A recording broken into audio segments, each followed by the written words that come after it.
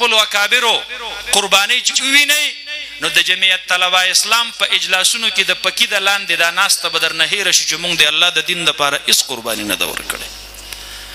زمونږ بزرګانو چې کومې قربانۍ ورکړې دي حضرت مولانا جعفر تانیسري رحمت الله علیه د 1857 په جهاد کې گرفتار شو په خپله لیکي وایي زه یې د ریل په یو پنجره کې بند کړم پنجره ما د پاره جوړه کړې وه زه چې په کوم ځای خپې ږدم په هغه ځای کې د لاندې نه میخونه راوتلي دي زه د میخونو د پاسه ودرېدم زما د خپو نه وینې روانې شولې زما شاته یې په اوسپنو پورې میخونه ټک وهلي دي قصدن عمدن به انګریز سی آی ډي افسر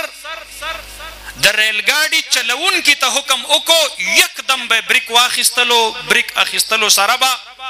شاته لاړو شاته به مې په دې ملا کې میخونه ننوتل او مخې ته به ورغلو مخې ته به مې په دې سینه کې میخونه ننوتل زه چې کله سټیشن ته مونږ ور ورسېدو او غیر چاپیره برطانوي افواج رانه چاپیره دي او اوس یې راته بوګۍ ودرولي دي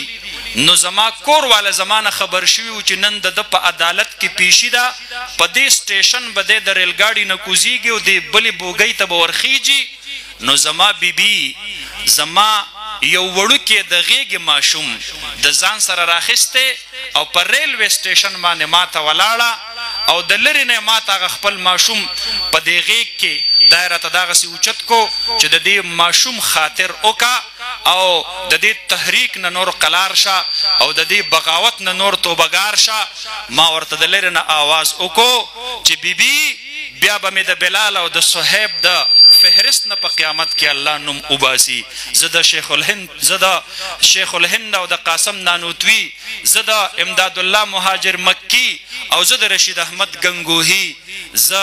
د هغه تربیت یافته سپاهی چرته هم داسې اقدام نشم کولی معشوم دې په غیږ کې سنبھال کا اگر زندگی رہی تو ملیں گے نہیں تو حوض کوثر پہ ملیں گے د هغه قربانۍ وي د چا د برکته چې نن دا ملک